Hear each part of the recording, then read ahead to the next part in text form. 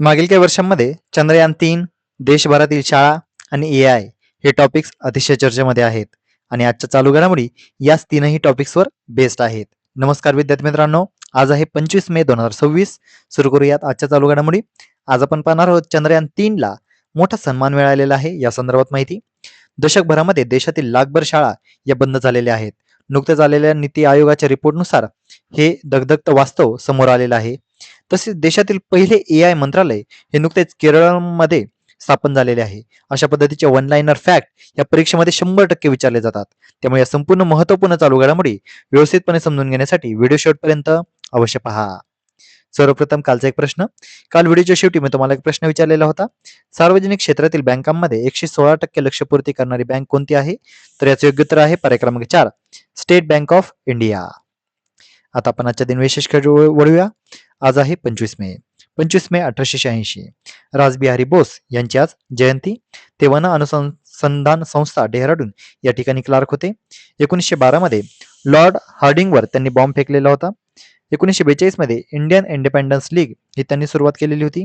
तसेच 1915 मध्ये गदर चळवळीचे ते नेते देखील राहिलेले होते. नाव लक्षात असू द्या, रासबिहारी बोस. 25 मे 1963 इथिओपियातील आदिस बाबा येथे ऑर्गनायझेशन ऑफ आफ्रिकन युनिटी म्हणजेच OAU याची स्थापना झालेली होती. 25 मे 1981 सौदी अरेबियातील रियाद येथे गल्फ कॉर्पोरेशन काउन्सिल म्हणजे GCC या संघटनेची स्थापना झालेली होती. Bahrain, Kuwait, Oman, Qatar, Saudi Arabia आणि UAE हे या संघटनेचे सदस्य देश होते. 25 मे 1895 इतिहासकार व लेखक त्र्यंबक शंकर शेजवळकर यांचा आज जन्मदिवस. त्यांचे महत्वाचे वृत्तपत्र होते प्रगती.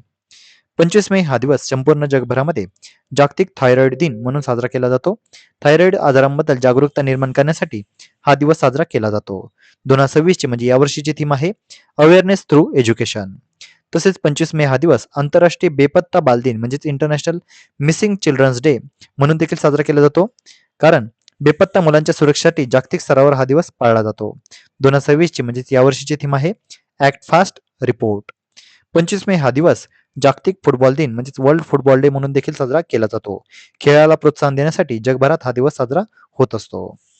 तर विद्यार्थी मित्रांनो, हे होते आजचे दिन विशेष.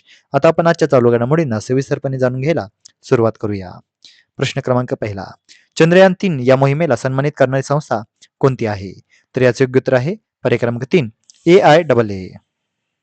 नुकताच चंद्रयान-3 ला जागतिक पातळीवर मोठा सन्मान मिळालेला आहे. भारताच्या ऐतिहासिक चंद्रयान-3 मोहिमेला 2026 चा प्रतिष्ठित गॉडार्ड ऑस्ट्रॉनॉटिक्स अवॉर्ड हा प्रदान करण्यात आलेला आहे. हा सन्मान अमेरिकेतील American institute of aeronautics and astronautics म्हणजेच AIAA या संस्थेकडून वॉशिंग्टन DC या ठिकाणी देण्यात आला. 23 ऑगस्ट 2023 या रोजी चंद्रयान-3ने चंद्राच्या दक्षिण ध्रुवाजवळ यशस्वी सॉफ्ट लँडिंग करून इतिहास रचलेला होता. अशी कामगिरी करणारा भारत जगातील पहिलाच देश ठरलेला होता. चंद्राच्या दक्षिण ध्रुवावरील कठीण भूभाग आणि अत्यंत प्रतिकूल परिस्थितीत यशस्वी लँडिंग करून इस्रोने जागतिक अंतराळ संशोधनामध्ये आपले सामर्थ्य सिद्ध केलेले होते. ही मोहीम केवळ भारतासाठीच नव्हे तर संपूर्ण जगाच्या चंद्र संशोधनासाठी मैलाचा दगड ठरलेली होती. त्यामुळे लक्षात घ्या, चंद्रयान-3 ला नुकताच आता मोठा सन्मान मिळालेला आहे. पुढचा प्रश्न. नीती आयोगाच्या अहवालानुसार 2014-15 ते 2024-25 या कालावधीमध्ये सुमारे किती शाळा बंद झालेल्या आहेत? तर याचे योग्य उत्तर आहे पर्याय क्रमांक 3, तब्बल 1,00,000 शाळा. विद्यार्थी मित्रांनो, अतिशय दगदगतं हे वास्तव आहे. दशकभरामध्ये देशातील लाखभर शाळा बंद झालेल्या आहेत. नीती आयोगाच्या शालेय शिक्षण अहवालातून धक्कादायक वास्तव समोर आलेले आहे. 2014-15 ते 2024-25 या दशकामध्ये देशातील सुमारे 1,00,000 शाळा बंद झालेल्या आहेत. त्यामध्ये 94,000 सरकारी शाळा, 4,000 अनुदानित शाळांचा समावेश आहे. याच काळामध्ये विद्यार्थ्यांच्या शाळा प्रवेशात तब्बल 8% घट देखील झालेली आहे. दुसरीकडे याच वेळी खाजगी शिक्षणाचा विस्तार देखील वाढलेला दिसत आहे. दशकभरामध्ये 51,000 खाजगी शाळांची वाढ झालेली आहे. 2014-15 मध्ये देशात एकूण 15.16 लाख शाळा होत्या, तर 2024-25 मध्ये ही संख्या 14.71 लाखांवर आलेली आहे. त्यामुळे हे वास्तव आपण कोणत्याही लेखी परीक्षेमध्ये मांडू शकतो, कारण नीती आयोगाच्या अहवालानुसार हे आता वास्तव आता समोर आलेले आहे. पुढचा प्रश्न. रेईकाडो हॉल मंदिर हे कोणत्या देशामध्ये आहे? तर याचे योग्य उत्तर आहे पर्याय क्रमांक 3, जपान. सध्या चर्चेमध्ये असलेले जपानचे रेईकाडो हॉल मंदिर आगीमध्ये भस्म झालेले आहे. रेईकाडो हॉल मंदिर हे 1200 पेक्षाही अधिक वर्ष जुने असे ऐतिहासिक मंदिर होते आणि या मंदिराला 20 मे 2026 रोजी लागलेल्या आगीमुळे सध्या हे चर्चेमध्ये आलेले आहे. या मंदिरातील सर्वात खास वैशिष्ट्य म्हणजे येथे 806 इसवी सन पासून अखंड पेटलेली ज्योत होती. जपानी भाषेमध्ये तिला केइझो नो ही म्हणजेच कधीही न विझणारी ज्योत असे म्हटले जायचे. हे मंदिर जपानमधील मियाजिमा बेट येथे मिसेन पर्वतावर सुमारे 1500 फूट उंचीवर स्थित आहे. हे क्षेत्र युनेस्को जागतिक वारसा स्थळाचा एक भाग आहे. येथेच प्रसिद्ध इत्सुकुशिमा श्राईन याचे लाल रंगाचे तरंगते गेट देखील आहे. हे मंदिर शिंगॉंग बौद्ध परंपरेचे प्रमुख धार्मिक स्थळ मानले जाते. याची स्थापना 806 इसवी सन मध्ये प्रसिद्ध बौद्ध भिक्षू कुकाई म्हणजेच कोवो दैशी यांनी केलेली होती. ध्यान साधनेसाठी मिसेन पर्वतावर आलेल्या कुकाई यांनीच ही अखंड ज्योत प्रज्वलित केलेली होती. त्यामुळे लक्षात घ्या, रेईकाडो हॉल मंदिर हे कोणत्या देशामध्ये आहे? तर त्याचं योग्य उत्तर आहे जपान. पुढचा प्रश्न, देशातील पहिले स्वतंत्र AI मंत्रालय कोणत्या राज्यामध्ये स्थापन करण्यात आलेले आहे? तर याचे योग्य उत्तर आहे पर्याय क्रमांक 4 केरळम.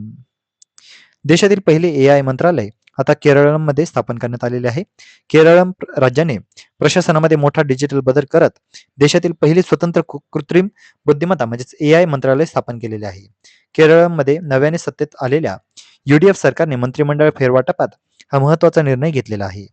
मंत्री PK कुन्हाल्लीकुट्टी यांच्याकडे या नव्या AI विभागाची जबाबदारी सोपवण्यात आलेली आहे. या मंत्रालयामार्फत डेटा आधारित निर्णय प्रक्रिया, स्मार्ट प्रशासन, डिजिटल सेवा विस्तार आणि रोजगार निर्मिती यांना गती मिळणार आहे. लक्षात घ्या, देशातील पहिले AI मंत्रालय केरळम या ठिकाणी आहे आणि त्याचे मंत्री आहेत PK कुन्हाल्लीकुट्टी.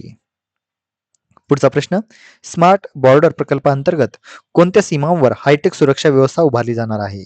तर याचे योग्य उत्तर आहे पर्याय क्रमांक 3 बांगलादेश आणि पाकिस्तान.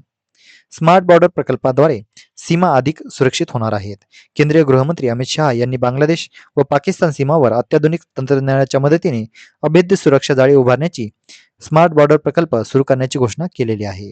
सीमा सुरक्षा दल म्हणजेच बॉर्डर सिक्युरिटी फोर्स याला ड्रोन रडार प्रणाली, हाय रेझोल्युशन नाईट विजन कॅमेरे आणि ॲडव्हान्स्ड मोशन सेन्सर्सने सज्ज केले जाणार आहे. बेकायदा घुसखोरी रोखण्यासाठी राज्य पोलीस, सशस्त्र दल, गुप्तचर संस्था व प्रशासन यांच्यामध्ये समन्वय वाढवला जाणार आहे. देशाच्या लोकसंख्येचे प्रमाण बदलू देणार नाही असा ठाम इशारा अमित शहा यांनी दिलेला आहे. 6000 किलोमीटर आंतरराष्ट्रीय सीमांवर हायटेक सुरक्षा व्यवस्था उभारण्याचा केंद्राचा हा मोठा निर्णय आहे. तर विद्यार्थी मित्रांनो, या होत्या चालू घडामोडी. आजच्या महत्त्वपूर्ण चालू घडामोडी आधारित मी आता एक प्रश्न विचारणार आहे, ज्याचं उत्तर तुम्ही सर्वांनी आता कमेंटमध्ये द्यायचं आहे. प्रश्न आहे, चंद्रयान 3 ने चंद्रावर यशस्वी सॉफ्ट लँडिंग कधी केलेले आहे? तर यासाठीचे पर्याय आहेत 15 ऑगस्ट 2023, पर्याय क्रमांक 2 23 ऑगस्ट 2023, पर्याय क्रमांक 3 2 ऑक्टोबर 2023 आणि पर्याय क्रमांक 4 26 जानेवारी 2024. तर विद्यार्थी मित्रांनो, तुम्ही सर्वांनी आता या प्रश्नाचं योग्य उत्तर कमेंटमध्ये द्यायचं आहे. जे कोणीही विद्यार्थी या प्रश्नाचं योग्य उत्तर कमेंटमध्ये देतील त्याच्या कमेंटला नक्कीच लाईक देखील देण्यात येईल. तर विद्यार्थी मित्रांनो, या होत्या चालू घडामोडी. तर अशाच अधिकाधिक इन्फॉर्मेटिव्ह कंटेंटसाठी आपले MPSC लायब्ररी या YouTube चॅनलला सबस्क्राईब आणि शेअर करायला अजिबात विसरू नका. धन्यवाद.